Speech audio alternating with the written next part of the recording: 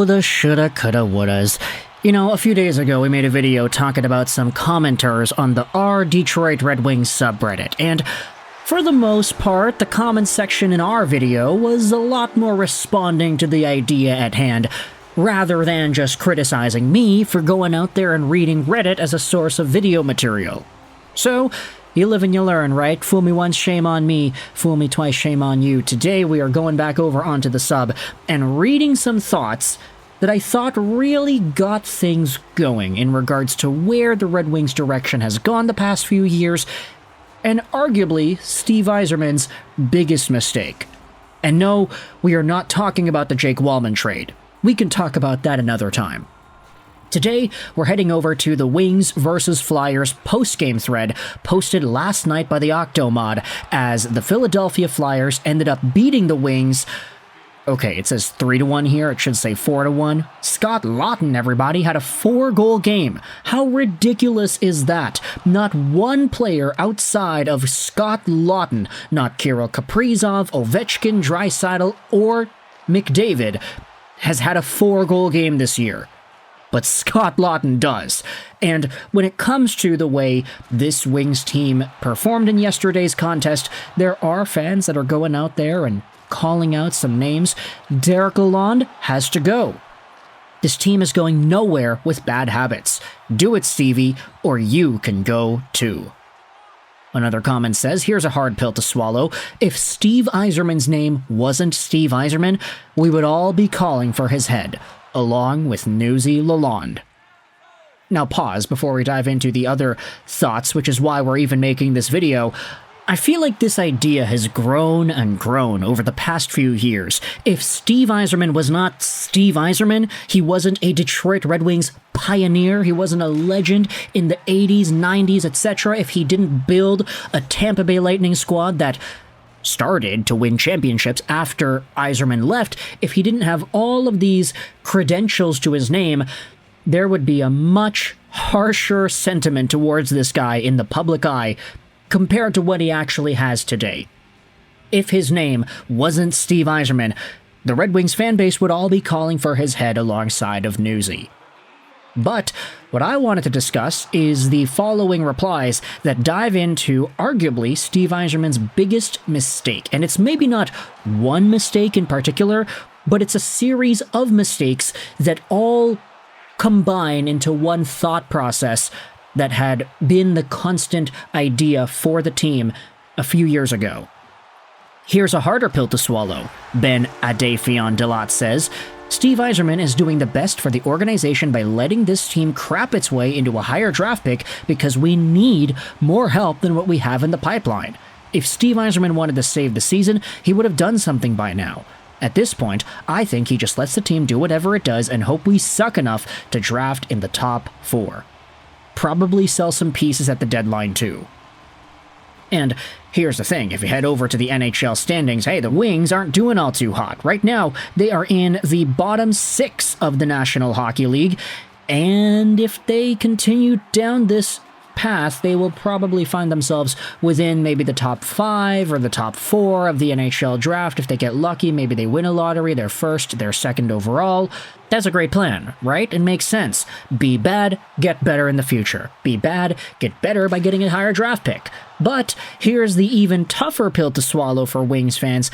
The Red Wings should have done that in the Bedard draft, instead of handing out contracts that immediately looked questionable at best in the 2022 free agency period.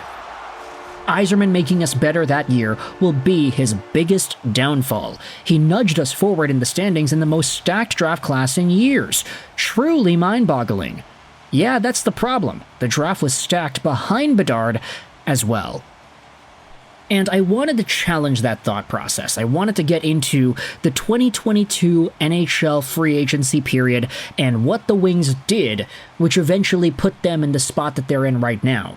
Now, the reason I kind of conclude things like that, I use these ideas and form a conclusion off of it, is because it literally happened just 1 year after 2022. Let's take a look at the NHL standings in the 2021-2022 season. So this was the year heading into the 2022 summer. The Detroit Red Wings were 25th overall in the NHL standings. They were, what was that? 1, 2, 3, 4, 5, 6, 7, 8th worst in the league. Okay, that's not terrible.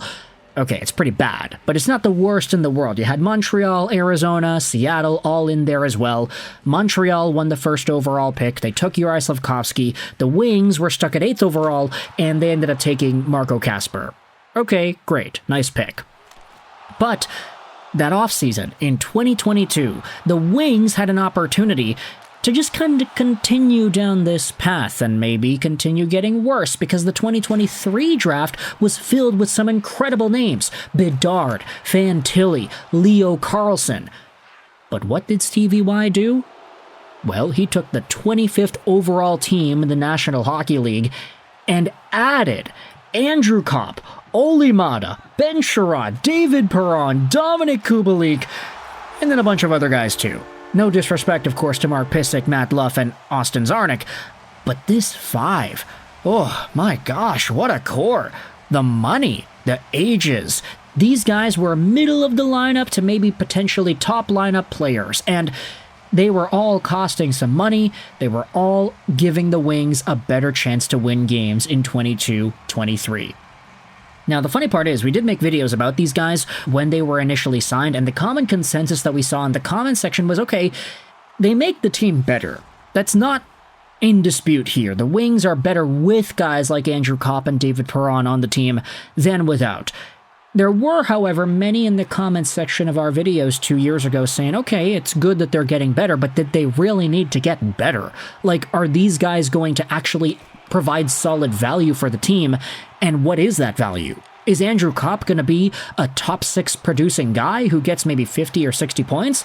Well, I don't want to spoil it for you, but Andrew Kopp did have himself a pretty solid season in 2022-2023. He had 42 points that year. Same with David Perron, he had 56 points, Kubalik had 45 points. These are all guys that Yzerman signed that summer. Kopp, Kubalik, Perron, but because of that, these guys who added, let's say, 9 plus 20 plus 24, so what is that, 30 plus 23, 53 extra goals out of Kopp, Kubalik, and David Perron. These guys helped the Wings win some games. How many games, might you ask? Well, the Wings went from what was 25th overall in the NHL in 2021-2022 to a grand total of 24th overall. The Wings went from 25th to 24th. They improved 1 spot, and they were at 80 points in 82 games played. They had 50 extra goals out of their free agent signings. And if you do the math on this, I mean, you sort by goals for on the year. Had the Wings not signed Perron, Kubalik, Kopp, had they just reduced their team by 50 goals on the year, they would have been near the bottom of the NHL. They would have been the last producing team offensively in terms of goals. And if they were that, then who knows how low in the standings they finish. If they find themselves in the 32nd overall spot, even if they don't get Connor Bedard, they get Leo Carlsson. Even if they don't get Adam Fantilli, they still get a top prospect that is better than any of the guys that they have in their system right now. This is where the grand idea comes from. Hey, Steve Yzerman is doing his best to let this team crap its way down to the bottom, but hey, he should have done that 2 years ago. He should have done that in 2023, when the Connor Bedard draft had one of the stacked drafts of our generation. This year, no disrespect to James Hagens and Michael Misa, but Connor Bedard, Leo Carlsson, Adam Fantilli, these guys are fantastic, and they were available. The Wings just were not in that draft position because they got better. And now, if you take a look at the 2023 draft, guess who the Wings drafted? They took Nate Danielson in their, 10th overall spot or whatever it was, 9th overall spot. If they would have gotten a Will Smith or a Mishkov or something, things would be looking so much different in Detroit. And I want you to let me know your thoughts in the comments section below as to whether or not these commenters have a point, whether or not this was the biggest downfall for Steve Yzerman and his Detroit Red Wings GM tenure, the decision to be competitive in 22-23. What are your thoughts about this? I want you to let me know in the comments section below. I hope you enjoyed this video. And bye.